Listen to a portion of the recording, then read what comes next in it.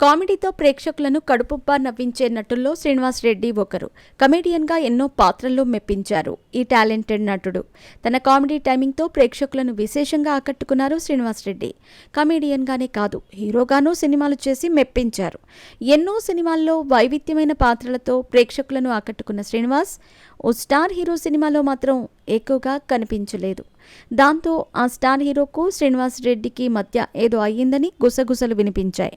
అయితే ఆ star hero ఎవరు, ఆయనకు శ్రీనివాస్ రెడ్డికి మధ్య ఏం జరిగిందో ఓ ఇంటర్వ్యూలో తెలిపారు. ఆ ఇంటర్వ్యూలో శ్రీనివాస్ రెడ్డి మాట్లాడుతూ, Srinivas Reddy man of masses ఎన్టీఆర్తో ఎంతో క్లోజ్గా ఉండేవారు. కానీ ఆ తర్వాత ఈ ఇద్దరి మధ్య గ్యాప్ వచ్చింది. దాని గురించి శ్రీనివాస్ రెడ్డి మాట్లాడుతూ, నిజమే, ఎన్టీఆర్కు నాకు చిన్న గ్యాప్ వచ్చింది. మొదట్లో చాలా క్లోజ్గా ఉండేవాళ్ళం. దాని తర్వాత ఆయనకు పెళ్ళవటం, నాకు పెళ్ళవటం, నేను వేరే సినిమాల్లో ఉండి ఇంపార్టెన్స్ లేకపోవటంతో నేను ఈ సినిమాలో చేయకూడదులే అనుకోవటం కావచ్చు. ఏదైనా చిన్న గ్యాప్ వచ్చిన మాట వాస్తవం. దానికి చుట్టుపక్క క్యారెక్టర్లు హెల్ప్ అవుతాయి. ఏదైనా మన గురించి ఒకటి చెవిలో పెడితే ఎన్టీఆర్ కూడా ఆలోచిస్తారు. కానీ ఫోర్స్ ఎక్కువగా ఉంటే సరేలే అంటారు. ఆయనకు అది లేకపోయినా ఆ చుట్టుపక్కల ఉన్నోళ్ళు నన్ను కట్ చేసి ఉండొచ్చు. మంచి రిలేషన్ ఉండేది తారక్తో నాకు. అప్పట్లో నేను ఆయన ఎలక్షన్లో ప్రచారానికి వెళ్ళినప్పుడు వాళ్ళు చేసిన ప్లాన్ అద్భుతం. ఇంత ప్రచారం, ఇంత గ్యాప్లో ఆయనకి ఎంటర్టైన్మెంట్ ఫ్రెండ్స్.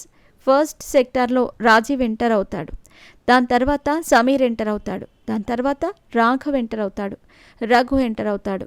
అందరూ ఫ్రెండ్స్, అందరూ బాగా క్లోజ్. నేను ఖమ్మం ఎంటర్ అయినప్పుడు నేను వస్తానులే అని చెప్పి ఖమ్మం ఎంటర్ అయిన దగ్గర నుంచి ఎన్టీఆర్తో నేనున్నాను. ఖమ్మంలో అద్భుతమైన సెలబ్రేషన్ జరిగింది. భారీ ఎత్తున జనం వచ్చారు. మొత్తం ఆ ప్రచారంలో ఖమ్మమే టాప్.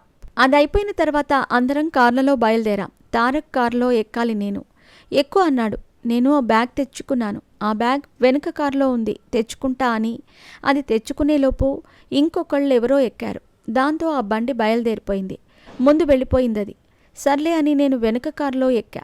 కొంచెం దూరం వెళ్ళిన తర్వాత ఓ కారు కింద పడి ఉంది. దిగి వెళుతూ ఉంటే ఒక పిచ్చతను కనిపించాడు. బాగా డస్టీగా ఉన్నాడు. ఆయనతో ఎవరో మాట్లాడుతున్నారు. మేము అటు వెళ్ళి ఆ బండిలాగి చూస్తే దాంట్లో తారక్ లేడు. ఎక్కడున్నాడబ్బా అని చూస్తే ఆ బాగా డస్టీగా ఉన్న పైనుంచి కింద దాకా అసలు గుర్తుపట్టలేని విధంగా తారక్ ఉన్నాడు. చూస్తే, అదేంటన్నా ఎలా ఉన్నావేంటి, తల నుండి బ్లడ్ వస్తుంది అని అన్నాను. వెంటనే నేను నా బ్యాగ్లో ఉన్న వాటిని తీసి తలకు చుట్టేశాను. ఆ తర్వాత కిమ్స్కి తీసుకొచ్చేశారు. ఆ ప్రాసెస్లో ఒకతను సడన్గా కావాలని అన్నాడో లేకపోతే సెటైర్గానో ఒక మాట అన్నాడు. నువ్వు అడుగు పెట్టావో యాక్సిడెంట్ అయ్యింది అన్నాడు. నాకు కింద నుంచి మొత్తం షేక్ వచ్చింది బాడీ ఒకేసారి. ఏంటి ఇంత మాట అనేశాడు అని నేను తిరిగి రిటర్న్ ఇచ్చాను. నేను ఉండబట్టే ప్రాణాలతో వచ్చాడు, నేను లేకపోతే ఏమయ్యేదో అన్నాను నేను. అలా అదేమన్నా బహుశా ఆయన దగ్గరికి వెళ్ళిందేమో, లేకపోతే ఇంకెవరన్నా ఏమన్నా చెప్పారో తెలియదు. కానీ ఆ తర్వాత ఆయనకు నాకు గ్యాప్ వచ్చింది. కానీ తారక్ను తిరిగి కలుస్తాను, నేనేంటో తారక్కు తెలుసు అని శ్రీనివాస్ రెడ్డి చెప్పుకొచ్చారు.